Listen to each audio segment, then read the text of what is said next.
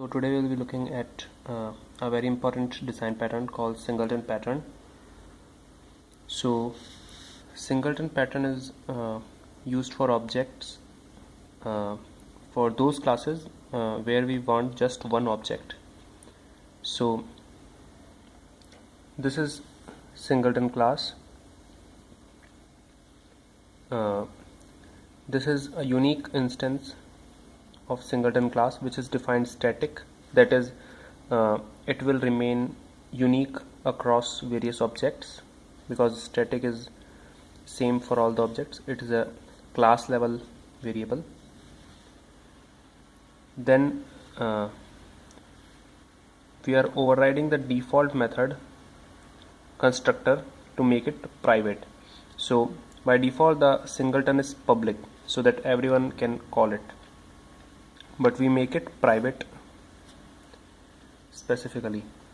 And the last thing is we define a get instance method which is a public method.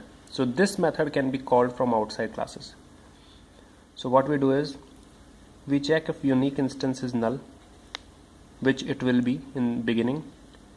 So then we create a new singleton instance of this class, whatever class it is, and then we return it.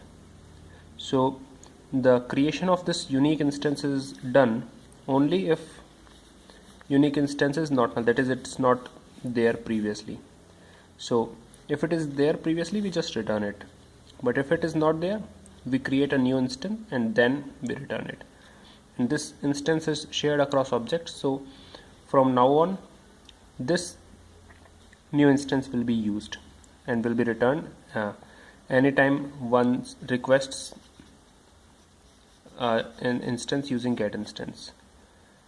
So this is how we manage it. One important point to note here is this design is not thread safe. Why it's not thread safe? Because let's say one of the thread calls singleton.getInstance and it is executed this line, so unique instance is null in beginning, and it comes here, okay, here where this dot is, and it is here right now. Now the next thread also starts, it comes here, it comes here, it also sees it null and it comes here. Then it creates a new singleton, let's say, and it returns it.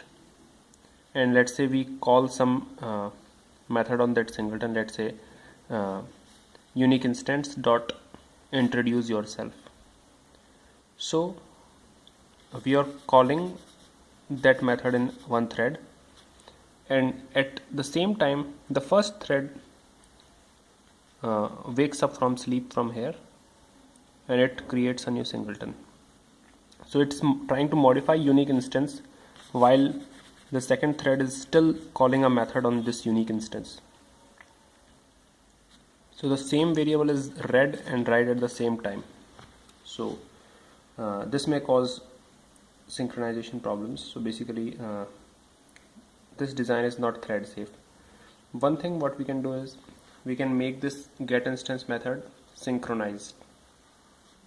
So whatever methods we define synchronized in Java, only one object can be calling that method. So thread 1 when it is calling this get instance method, thread 2 can't call get instance method simultaneously. So this is a good way to ensure that we just create a single unique instance. I hope you understood. Thank you, friends.